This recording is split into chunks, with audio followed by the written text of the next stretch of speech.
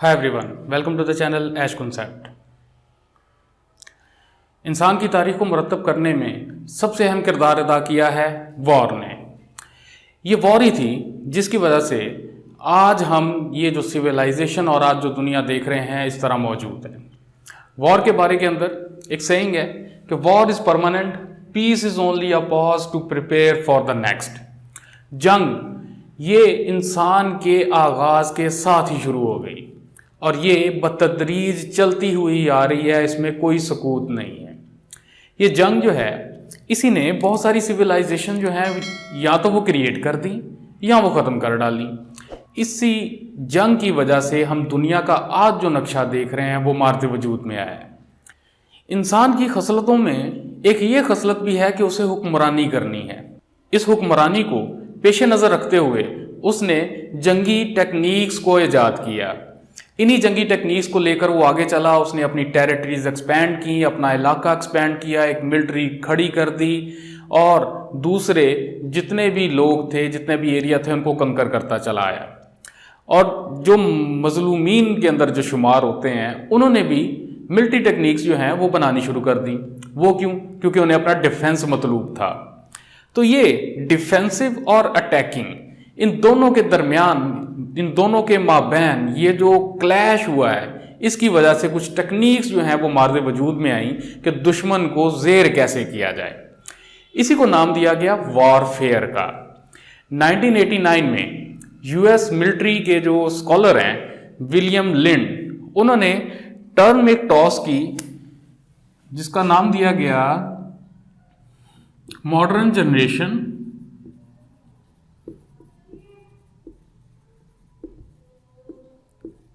Of war,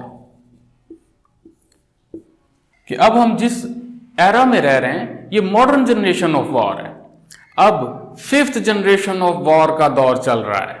लेकिन अब 5th generation of war जो है ये है क्या, इसको समझने से पहले हमें पहली 4 समझनी पड़ेंगी। तो सबसे पहले देखते हैं 4 जनरेशन्स ऑफ वॉर को। सबसे जो पहली जनरेशन थी उसके अंदर क्या किया गया, उसके अंदर इस्तेमाल हुआ है जी सॉर्ड्स का। फेस टू फेस फाइट थी, मिलिट्रीज आमने सामने थी और तलवारों के साथ, बर्छियों के साथ, भालों के साथ जो लड़ाई हुई, जो वॉरफेयर हुआ, उसे हमने फर्स्ट जनरेशन ऑफ वॉर का नाम दिया। इसके अंदर इस्तेमाल हुए हैं जी शॉर्ट रेंज वेपन्स। जितने भी शॉर्ट रेंज वेपन्स थे वो इस फर्स्ट जनरेशन के अंदर इस्तेमाल हुए। जैसे कि इसके अंदर स्ट्रेटजीज के अंदर भी लेके आए कि आखिर दुश्मन को स्ट्रेटजीज कैसे लगानी है। वाटरलू की बैटल अगर आप देख लें, आप अगर शेर शाह सूरी की बैटल देख लें, बाबर की बैटल्स देख लें, वो तमाम की तमाम फर्स्ट जनरेशन के अंदर फॉल करती हैं। सेकेंड जनरेशन ऑफ वॉर के अंदर यूज हुए हैं जी राइफल्स, मशीन गन्स। इनका इस्तेमाल हुआ जी, तो इसको हमने नाम दिया सेकेंड जनरेशन ऑफ वॉर का।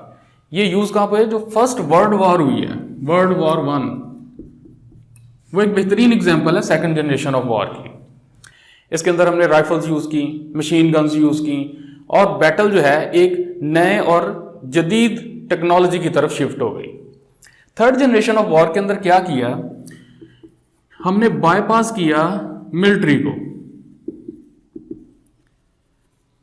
मिलिट्री को बाईपास किया, वो कैसे? ये स्ट्रैटेजी लगाई गई कि बजाय कि एनिमी की जो मिलिट्री है उसको डिस्ट्रॉय किया जाए, उसे कोलैप्स कर दें। इसके लिए हमने इन्वॉल्वमेंट कर दी बीच में सिविलियंस की। अगर आप वर्ल्ड वॉर 2 देखते हैं तो आप क्या देखते हैं कि इसके अंदर सिविलियंस का बहुत ज़्यादा नुकसान हुआ है। हमने डायरेक्ट अटैक किए हैं सिविलियन एरियाज। मिलिट्री आमने सामने तो है, लेकिन साथ हमने क्या किया, हमने एक और स्ट्रेटजी जो है वो इन्वेंट कर ली कि हमने सिविलियंस को डायरेक्ट अटैक के अंदर ले आए। इस वजह से क्या हुआ, मिलिट्री का मोराल टूटा और हमने बजाय कि उस मिलिट्री को, उस एनिमी को डिफीट करने के, डिस्ट्रॉय करने के, हमने वैसे ही कोलैप्स कर दिया। क्लियर हो गया? उसके बाद आगे जी फोर्थ जनरेशन।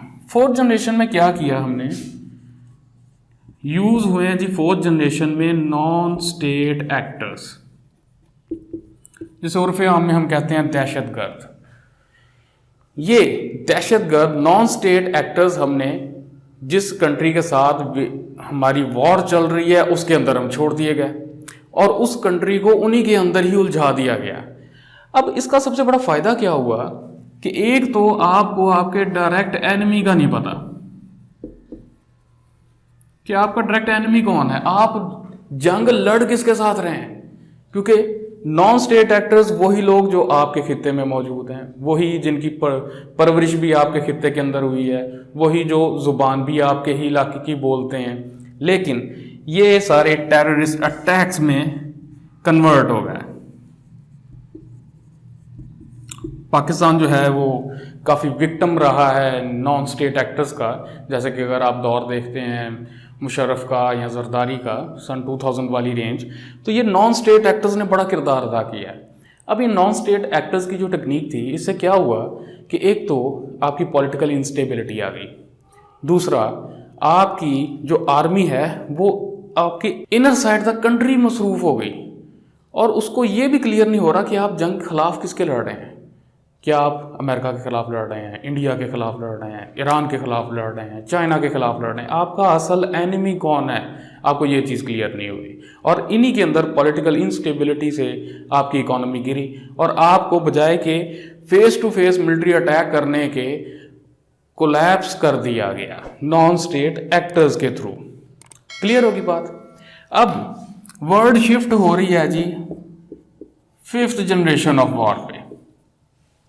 अब 5th जनरेशन ऑफ वॉर के ऊपर अभी तक जो है वो कोई प्रॉपर थ्योरी या प्रॉपर डेफिनेशन नहीं है, लेकिन इसका यूज़ जो है वो क्लियरली तौर पे पता लग रहा है कि 5th जनरेशन वॉर के अंदर जिस तरह के आप देख रहे हैं कि फर्स्ट में वेपन्स क्या यूज़ हो रहे थे, शॉर्ट रेंज वेपन्स यूज़ हो रहे थे, स्वॉर्ड्स यूज़ हो रही थी, सेकंड के अंदर राइफल्स यूज़ हो रही थी, थर्ड के अंदर हमने टोटल बाईपास किया मिलिट्री को और सिटीजन पे आ गया, जिसके अंदर हमने एयर और प्लस वाटर रूट्स इनको भी कवर कर लिया। फोर्थ में हमने क्या किया, नॉन स्टेट एक्टर्स लिया है। अब 5th जनरेशन ऑफ वॉर का जो स्ट्रेटजीज चल रही हैं, जो टेक्निक्स चल रही हैं, वो तो हमें पता है, लेकिन इसकी प्रॉपर डेफिनेशन का अभी तक कोई सही तरह ना तो कोई डेफिनेशन कर पाया है, ना अभी आने वाले शायद वक्तों के अंदर कुछ हो जाए। तो 5th जनरेशन ऑफ वॉर के जो वेपन्स हैं, सबसे पहले तो यही है नॉन स्टेट एक्टर्स हमारे।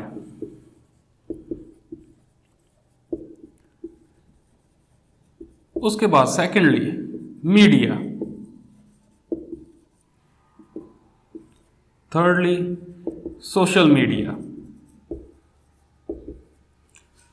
and subnationalism।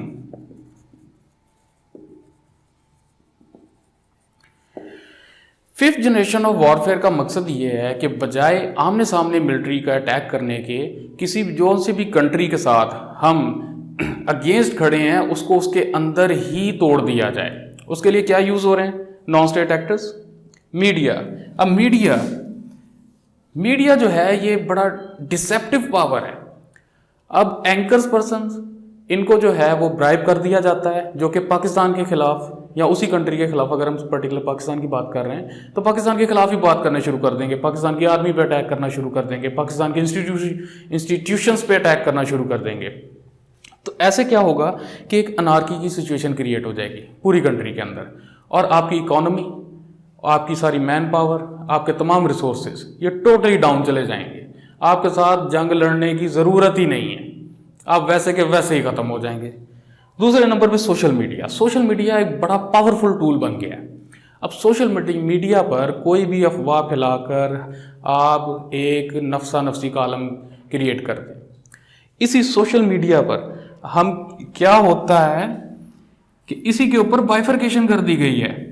अब बाइफरकेशन कैसे हो गई, इसी के ऊपर हमारे रिलीजियस थॉट्स के ऊपर अटैक हो रहा है, इसी के अंदर हमारे कास्ट सिस्टम पे अटैक हो रहा है। हमें बांट दिया गया किसमें, रिलीजियस सेक्ट्स में, हमें बांट दिया गया किसमें, कास्ट में।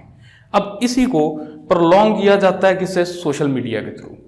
एक फिरके को दूसरे फिरके के खिलाफ भड़का दिया जाता है, एक कास्ट को दूसरे कास्ट के खिलाफ भड़का दिया जाता है, और हम इसी कश्मकश में, इसी चीज़ के अंदर एक दूसरे के ही जानी दुश्मन बनते जा रहे हैं। हमें बाहर से किसी दुश्मन की ज़रूरत ही नहीं है, क्योंकि हम अंदर ही काफ़ी हैं और बहुत ज़्यादा हैं।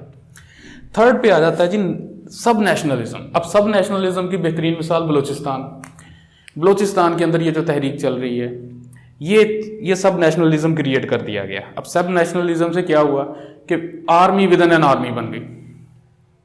अब बलूचिस्तान का एरिया एक अपनी आर्मी क्रिएट कर रहा है, उधर की ये जो सब नेशनल तहरीकें शुरू हो गई, सब नेशनल ऑर्गेनाइजेशंस बन गई। इन्होंने मुल्क, अब टोटल मुल्क की जो इकॉनमी है, टोटल मुल्क की जो सिचुएशन है, जो पीस सिचुएशन है, जो प्रॉस्पेरिटी सिचुएशन है, सब की सब खराब होगी, सब की सब डाउन लेवल पे जाती जा रही है। और क्या हो रहा है, एंड रिजल्ट क्या है कि हमें अपने पैरों पर खड़े होने के लिए अब बहुत ज़्यादा जो है वो मेहनत की ज़रूरत है। अच्छा, अब सोशल मीडिया से एक चीज़ और, अब सोशल मीडिया से एक चीज़ और देखें कि कोई भी एक ऐसा शोशा, जिसे हम शोशा कहते हैं, कि शोशा छोड़ दिया गया, औरत मार्च का शोशा हो गया। अब एक तरफ तो है कि ये वो अपने राइट के लिए निकली हैं, लेकिन दूसरी तरफ आप देखें कि सोशल मीडिया पर इसे शोशा बना दिया गया। इसके अगेंस्ट क्या हुआ, दो एक बड़े तबके आपस के अंदर ही लड़ाई के लिए तैयार खड़े हो गए। अब इसी तरह ही हम कोई भी रिलीजियस सेक्ट ले लें, उसका भी एक महाज खड़ा हो जाता है सोशल मीडिया के ऊपर, एक दूसरे के लिए तलवारें तक निकलाएंगी। अगर तलवारों वाला दौर होता तो तलवारें तक निकल आनी थी एक दूसरे के लिए। तो इसी सोशल मीडिया के ऊपर हमारी ऐसी बांट हो गई है, कोई भी ऐसी एक बात, एक न्यूज़, कोई एक चीज़ ऐसे प्रलॉन्ग कर दी जाती है कि पूरे कंट्री का एक तबका दूसरे तबके के मद्दे मुखालिफ आके खड़ा हो जाता है, और इसी में उनके दरमियान एक लड़ाई का समा बन जाता है। इसी लड़ाई के अंदर टोटल इकोनॉमी जो है, टोटल आपकी सिचुएशन जो है, टोटल आपकी कंट्री जो है, वो इसकी जद में आ जाती है। अच्छा, अब ये फिफ्थ वॉर जनरेशन का आखिर पाकिस्तान पे असर क्या है? आप देख रहे हैं कि ये तमाम मिसालें जैसे कि हमने देखी, ये कहीं ना कहीं पाकिस्तान के ऊपर लग रही हैं, और हम ये क्लियर कट नहीं कह सकते कि असल में हमारा एनिमी कौन है, ये करवा कौन रहा है। आपके पास कोई प्रूफ नहीं है, आपके पास कोई शवाहद नहीं है, आपके पास कोई सबूत नहीं है, आप सिर्फ एक अनदेखे हुए दुश्मन के साथ जंग लड़ रहे हैं। अब पाकिस्तान की सिक्योरिटी जो कंसर्न्स हैं वो क्यों हैं? अब ओवरऑल दी वर्ल्ड अगर हम देखें तो जो ग्लोबल सिनेरियो है वो यूनिपोलर से मल्टीपोलर पे शिफ्ट हो रहा है। इसी वजह से पूरी की पूरी दुनिया के ऊपर जो बड़ी ग्रेट पावर्स हैं वो अपना असर व रसूख रखना चाह रही हैं। इसी असर व रसूख की जंग के अंदर पूरी की पूरी दुनिया बशमूल पाकिस्तान को सिक्योरिटीज़ इश्यूज़ हैं। अब वो सिक्योरिटी इश्यूज़ क्या हैं, ये हम एक एक करके देखते हैं। अच्छा जी, तो पाकिस्तान को सिक्योरिटी कंसर्न्स क्यों हैं? सबसे मेन वजह जो है उसकी ये है कि यूएस रीबैलेंस टू एशिया।